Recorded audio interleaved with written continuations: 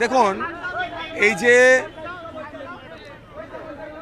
কে থাকবে কে বদলি করবে এটা তো যতটুকু জানি নির্বাচন কমিশনের এখতিয়ার। তবে নির্বাচন কমিশন পক্ষপাতিত্ব না করে সুষ্ঠু নির্বাচনের জন্য যদি এই বদলি করে সেগুলোকে স্বাগত জানাবো। কোনো রাজনৈতিক দলের সুবিধার জন্য যদি বদলি করা হয় তার আমি বিরোধী।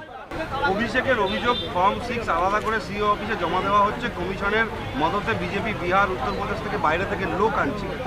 এটা সুনিশ্চিত কিভাবে হচ্ছেন অভিষেক এত সুনিশ্চিত? যদি তিনারা অফিসারদের না ট্রান্সফার করে, অফিসারদের না চেঞ্জ করে এর জন্য মামলা করতে যেতে পারে, তাহলে এই বিষয়টা জনস্বার্থ মামলা করছে না কেন?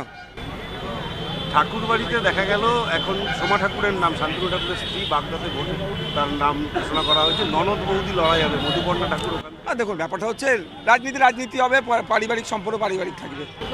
কিন্তু মানে এই যে পারিবারিক ঠাকুরবাড়ির লোক ছাড়া কি আর কোনো লোক নেই বিজেপি মানে তৃণমূলে? দেখুন, ওটা কে কাকে নিয়ে করবে সেটা আমরা বলতে পারছি না, সেটা তাদের একান্ত ব্যক্তিগত ব্যাপার। আরেকটা বিষয় দিকে দিকে দেখা যাচ্ছে তৃণমূল কংগ্রেসে একটা অন্তর্কলহ আসছে। মিন্টু শাহজি ইতিমধ্যে আপনাদের হয়ে দাঁড়িয়েছেন, এখানে রফিকুর রহমান তিনি বিক্ষোভ দেখাচ্ছেন। এইটা আপনাদের তৃণমূলের অন্তর্কলহ আপনাদের কতটা সুবিধা হবে? দেখুন, ব্যাপারটা হচ্ছে আমরা মানুষের কাছে পৌঁছাচ্ছি, মানুষ সুযোগ দিলে সুষ্ঠু সমাজ ব্যবস্থা দেবো, এতটুকুই। কার মধ্যে গোষ্ঠীদ্বন্দ্ব, গোষ্ঠী বিবাদ, হ্যান ত্যান এগুলো আমাদের কাছে বিষয় না, আমাদের মানুষ নিয়ে আমাদের।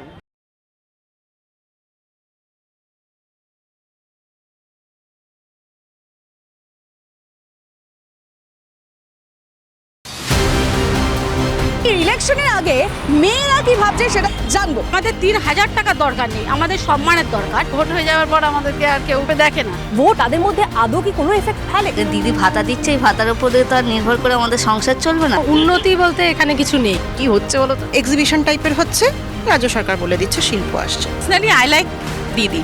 যারা ক্ষমতায় রয়েছেন তারা মহিলাদের উন্নয়নের জন্য কি করছে সেই প্রশ্নের খোঁজে রাস্তায় TV9 বাংলা, মেয়েদের কথা। চোখ রাখুন TV9 বাংলায়।